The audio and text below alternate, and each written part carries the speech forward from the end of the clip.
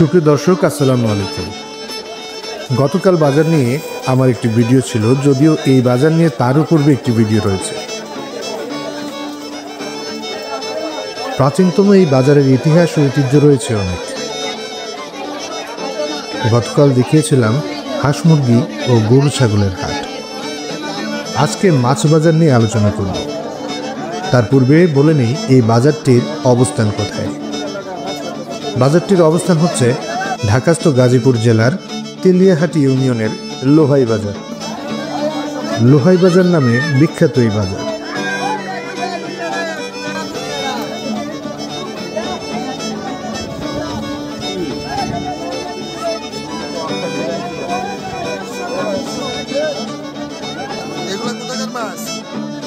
এই বাজারের নাম ডাক থাকলেও বাজারের অবস্থা বেশিরভাগ সময়ই কাদা মাখা থাকে, তার মধ্যে একটু বৃষ্টিতেই কাহিনী। এই মাছের বাজারে বিভিন্ন প্রজাতির মাছ আসে, তবে স্থানীয় এলাকা অর্থাৎ এই এলাকার কোনো মাছ ওঠে না। তার প্রধান কারণ আশেপাশে কোনো জলাশয় বা পুকুর নেই বললেই চলে। তবে মাঝে মধ্যে নেকলি হাওড়ের কিছু মাছ এবং সামুদ্রিক কিছু মাছ আসে এই বাজারে। তবে চাষের মাছে ভরপুর। ক্রেতাদের ভিড় দেখে বুঝতে পারবেন কি পরিমাণ চাহিদা রয়েছে চাষের মাছে। মজার বিষয় হলো, এখানে আপনি দর কষাকষি করার কোনো সুযোগ নেই বললেই চলে। বিক্রেতা যে দাম নির্ধারণ করে বলে দেয় সেই দামেই বিক্রি হয়। আপনি নিতে চাইলে নিতে পারেন, না নিলে পিছন থেকে ডাক দিবেন, কারণ ক্রেতার সংখ্যা বেশি। আরেকটা বিষয় বেশ অদ্ভুত লাগে, মাছ হোক কিংবা শাকসবজি, মানুষ দাম জিজ্ঞেস করে শুধু টাকা কত দিতে হবে এই জন্য। ওজনে বিক্রি হয় সকল প্রকার মাছ, সাথে কাটিং চার্জ প্রতি কেজি মাছে 20 থেকে 25 টাকা। তার মধ্যে একটি মাছ দেখলাম যেটা সাধারণত নদী বা সাগরের মাছ বলা হয়ে থাকে। বাউস মাছ, কেউ বা বামট মাছও বলে থাকেন।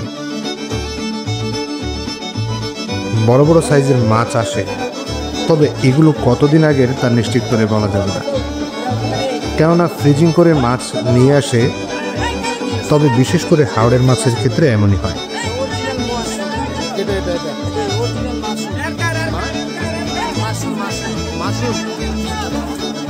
মাছ কি আছে না আছে সেটা বিষয় নয়, বিষয় হলো ভিড় অনেক। স্থানীয় সাপ্তাহিক বাজার হিসেবে এই বাজারে কেনাকাটার ভিড় জমে।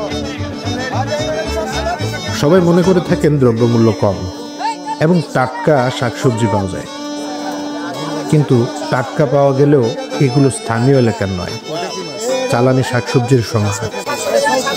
একদম 600 নিতে পারবেন ভাই।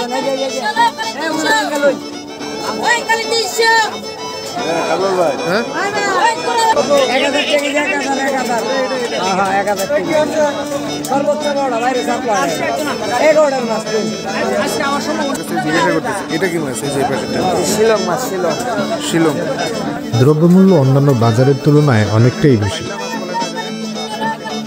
পুরো ভিডিওটি দেখার জন্য সবাইকে অনেক অনেক ধন্যবাদ। আবার দেখা হবে, কথা হবে নতুন কোনো বাজার বা নতুন কোনো স্থান নিয়ে। সেই পর্যন্ত ভালো থাকবেন, সুস্থ থাকবেন। আল্লাহ হাফেজ।